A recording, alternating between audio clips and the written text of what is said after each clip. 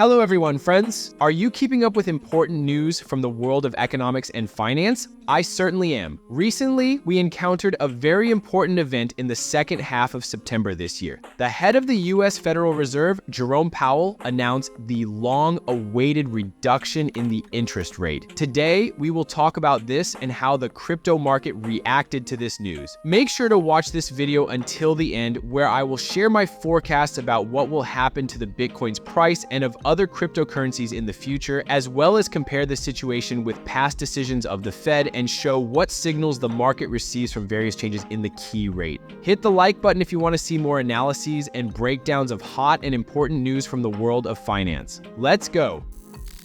So, on the evening of September 18th, the head of the U.S. Federal Reserve, Jerome Powell, announced in a speech that the interest rate would be lowered for the first time in many years. For those who have just started following financial news recently without diving deep into a multitude of details, I remind you that the rate is a subtle tool used to influence the state of the economy. When the rate is low, the supply of money becomes cheaper, which leads to inflation, but it stimulates economic growth.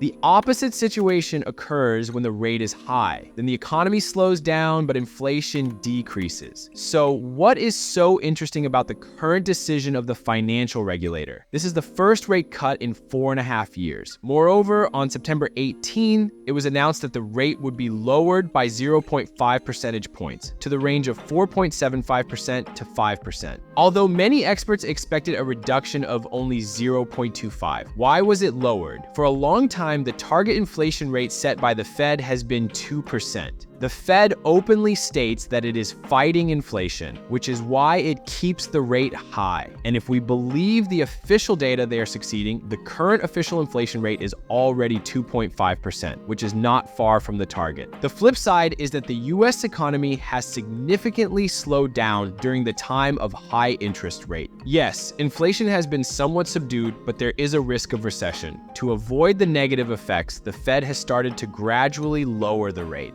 The stock market, by the way, predictably reacted positively to the news. At this point, we transition from the stock market to the crypto market. So, following Powell's statement, Bitcoin and other cryptocurrencies also began to rise. For example, Bitcoin clearly entered a growth phase, increasing by more than 8.3% in value from its minimum on September 18th to September 20th. On September 20th, the price tested levels above $64,000, after which it corrected and slightly decreased. As for the second largest cryptocurrency by market capitalization, Ethereum, the dynamics are similar and even more pronounced. Over a similar time frame from the lows of September 18th to the highs of September 20th, the coin increased in price by 13%. Overall, many other coins also grew during this period. From this, we can conclude, at least from the perspective of price dynamics, that the crypto market reacted positively to the news of the rate cut. What could this be related to? As I mentioned earlier, the stock market reacted positively to the news of the rate cut. Overall, this was predictable. Money for business and investments became a bit more accessible. What makes the news even more positive is the statements from Fed representatives that the rate will continue to decrease. This means the market begins to price in upcoming positive factors into asset values. By the way, write in the comments, do you think the growth will continue as the key rate decreases further?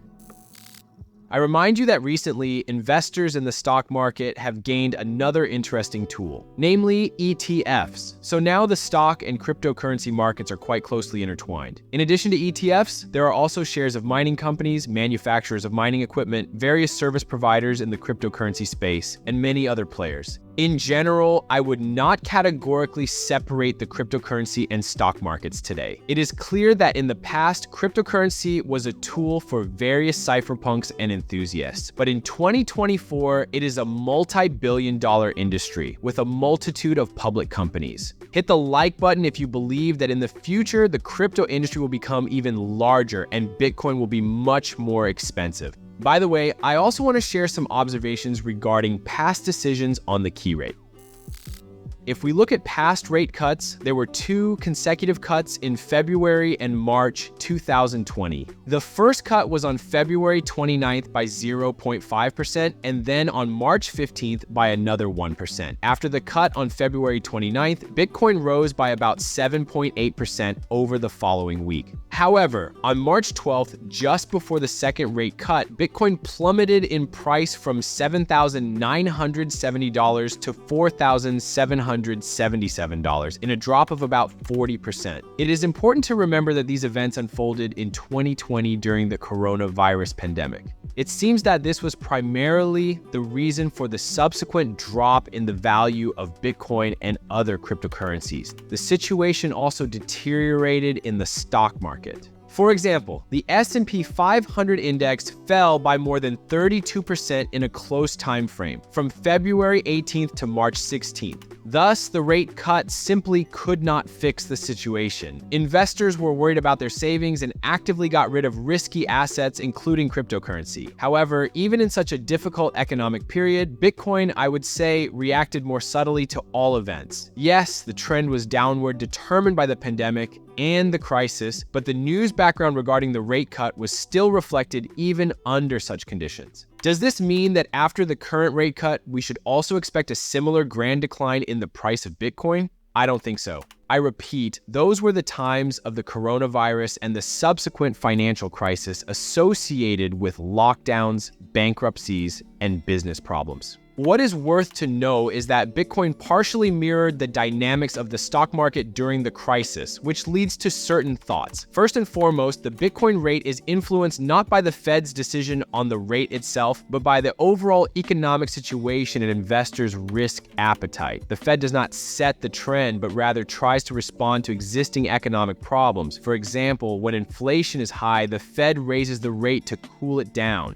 On the other hand, when there is a mass risk of bankruptcies and recession, it lowers the rate. Therefore, I will express my bold and unusual view of the situation. It is likely that for Bitcoin, any decision regarding the key rate can be beneficial depending on the time perspective, although a low rate is somewhat preferable, and here's why. When the Fed announces a rate cut, it leads to cheap money and investor enthusiasm. They are more willing to invest in risky assets, including Bitcoin. We can clearly see this in the price dynamics. It would seem that the opposite situation occurs when investors stop putting money into risky assets, meaning Bitcoin should not rise in price. I partially disagree with this. Yes, in the moment, this may reflect a decrease in Bitcoin's value, but note that the historical maximum for Bitcoin was reached in March 2024. That is, during a time when the rate had not yet been lowered and was still quite high. Another argument is that in that unfortunate year of 2020, specifically in November 2020, Bitcoin reached a new historical maximum, and this was in the same year as the pandemic. So it turns out to be a kind of delayed effect of growth.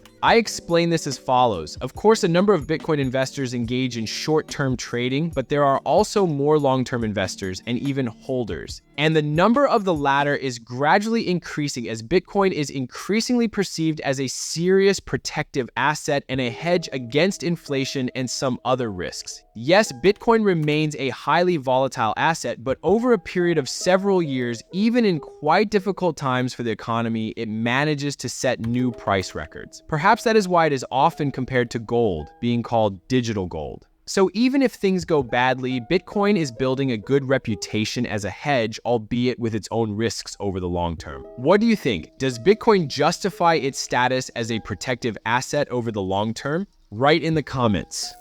So, it was Michael with you today. Stay tuned and do not forget to like, push a notification button, and subscribe. See you next time. Bye.